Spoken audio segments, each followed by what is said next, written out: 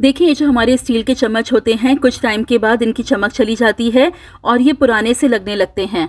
इनको क्लीन करने के लिए, इनकी शाइन को वापस लाने के लिए आपने क्या करना है, आप एक बर्तन में पानी ले लीजिए और उसे पकने के लिए चूल्हे पर रख दीजिए और इन चमचों को आप उस बर्तन में डाल दीजिए। उसके बाद आपने उसमें हाफ टेबल स्पून डाल देना है नमक। उसके बाद आप ले लीजिए टाटरी। देखिए, ये टाटरी है, सिट्रिक एसिड, बहुत ज़्यादा इफ़ेक्टिव होती है क्लीनिंग के लिए। बर्तनों में एक शाइन आ जाती है, बर्तनों की चमक वापस आ जाती है, बर्तन अच्छी तरीके से क्लीन हो जाते हैं जब हम इसका इस्तेमाल करते हैं।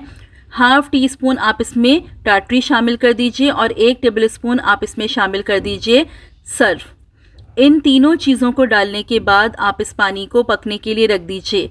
तकरीबन 15 से 20 मिनट आप इसको अच्छी तरीके से पका लीजिए। मंथ में एक दफ़ा स्टील के चमचों को आप इस तरीके से ज़रूर क्लीन करें। चमचे बिल्कुल नए जैसे लगने लगते हैं और जितने भी इनमें स्टेन्स बन जाते हैं वो भी आपके रिमूव हो जाएंगे। आपको कोई मेहनत नहीं करनी पड़ेगी, ना घिसना है ना रगड़ना है। बस ये देखिए, अब तकरीबन 15 से 20 मिनट हो गए हैं। 15 से 20 मिनट के बाद आप चिमटे की मदद से इन चमचों को निकाल लीजिए। अब ये जो पानी बचा है इसको अभी वेस्ट नहीं करेंगे। देखिए, जो हमारी रोटियों के रुमाल होते हैं या जो हमारे किचन के नैपकिन्स होते हैं उनको भी साफ करने के लिए ये पानी बहुत ज़्यादा इफेक्टिव है। तो आप अपनी रोटियों के रुमाल या आप किचन में जो सफाई के लिए कपड़े यूज़ करते हैं वो आप इसमें डाल दीजिए, तो इस पानी से वो भी क्लीन हो जाएंगे। ऐसे आप इस पानी को बिल्कुल भी वेस्ट मत कीजिएगा।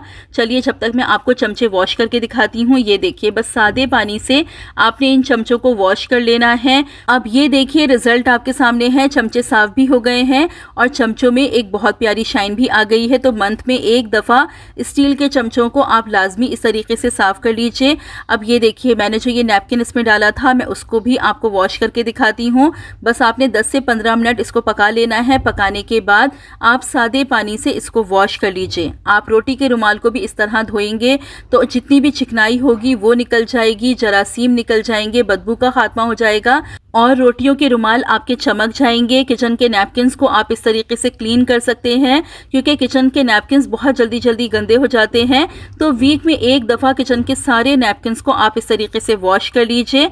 तो बस ये देखिए, ये अच्छी तरह से मैंने इसको वॉश कर लिया है और ये बिल्कुल साफ हो गया है। अब ये जो पानी है इसको गरम गरम ही आप अपनी ड्रेन्स में डाल दीजिए। आपकी ड्रेन साफ हो जाएंगी। नमक से ड्रेन्स की जो भी ब्लॉकेज होगी वो भी खुल जाएगी। आपकी ड्रेन से बदबू और जरासीम का खात्मा हो जाएगा।